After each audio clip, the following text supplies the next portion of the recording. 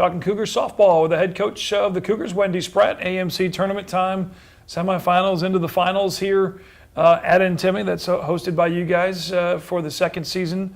Great complex out there. I mean, it's the home away from home, I guess, until down the road here, knock on wood, that the softball field will be back on campus. I know that is in the master plan, and I'm sure you've got your dream stadium maybe drawn up. I don't know if you have that secret vault. Plans, yes. We do have. I'm sure you've been probably taking notes and pictures along the way over the last, all of your spring break trips and trips to California. And I'm telling you, she's got like a room at the house. It's like a Lego stadium built like, this is what we want our dugouts to be. Not having it on campus, but as far as the way the Parks and Rec and the Antimony complex, that setup is fantastic. And I've been out there with my own kids games, and you see on other games where the Cougars are not playing, some of the young girls teams are out there playing on the Cougars field. There's so much excitement about the fact that they get to play on the big girls field, and I think that's a kind of a cool spin, at least to have the games out there.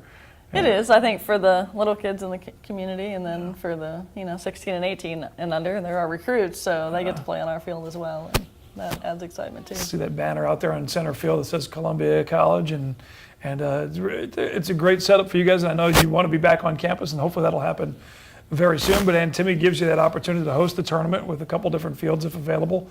And now next week, you guys put a bid in. Talk about how that works. The national tournament changed a year ago. Instead of 32 teams all headed to Alabama or where the site is, they have some regional round games, and Columbia is one of those 10. Yes, there are now 40 teams that go to the national tournament. There are four teams at 10 sites, and you have to put in a bid. You have to guarantee $6,000 to the NAIA. And they look at competitiveness and your facility and what you have to offer. You have to put together an event for all the teams coming in. We're going to do a dinner on the Sunday night before.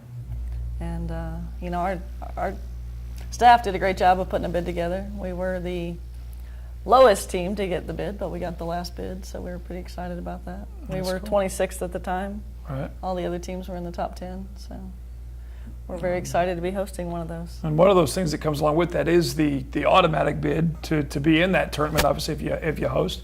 And sure, if you can knock through and win the conference tournament, you would have earned that automatic bid. And you still obviously want to play for that to get a higher seed in the tournament. So it's not let's go on cruise control, we're in no matter what. You still want to you try, and that might be another back to that mental training. You're like, don't worry about that. Yes, you're in, but let's knock these teams off here and get a higher seed. I think it's not just a seed, it's a pride thing too. These are teams in our conference that we want to beat. Sure. Because of who they are, and they all have friends or maybe not so good friends on the other teams that they want to beat. So I think we definitely will get pumped up to play these games and not look too far forward. Especially when you look at the potential matchup or rematch with William Woods, a team you split with. If the seedings hold true, the 1 and 2 could meet for the championship. And as you mentioned, especially your seniors, and with as many Jeff City players as there are between the two teams, they were teammates. They weren't. They were again on club teams, and I know it's always kind of a fun time for the players before, after, during the game. It's all business, and you want to get the W obviously against those teams. Right, definitely, and it sets up a great rivalry. For a while there, in my career, they didn't know that William Woods was our rival, but we're back to that rival. When we get on the field, it's all business, and they want to take care of it. You see a lot of that when you look at both rosters side by side, and the fact that you have all Missouri girls, and then there's Brittany Jacques there with the one ILL next to her name.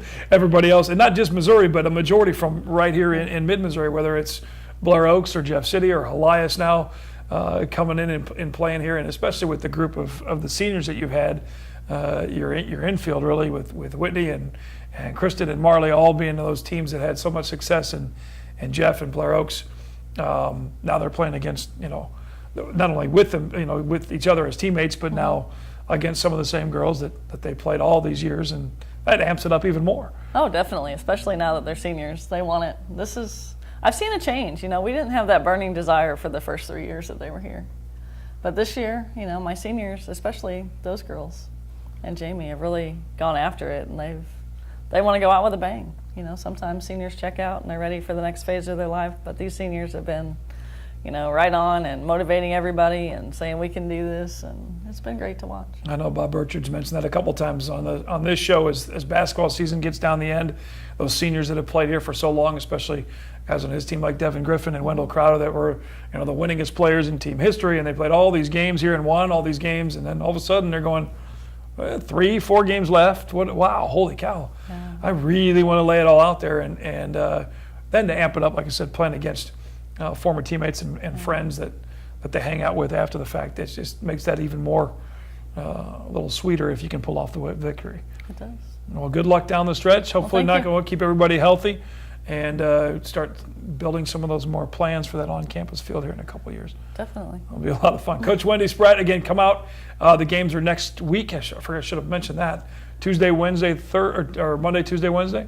May 12th through the 14th. 12th through the 14th. If you go to the website, ColumbiaCougars.com, find out all the bracket. We'll know soon what teams are coming here, the game times, the field times, all that stuff on the Cougar website. And we'd love to have you come out and cheer on the Cougars in the national tournament here in Columbia, and hopefully in advance, if you win out in that pool, you move on to where's the national tournament? Columbus, Georgia. Just outside of They Atlanta. had the 1996 Olympics. Oh, there you go. That's cool. Just outside of Atlanta. Well, good luck down the stretch, and we'll see you here next week in the national tournament in Columbia. Thanks for watching Cougar Coaches Show here on Mediacom Channel 22.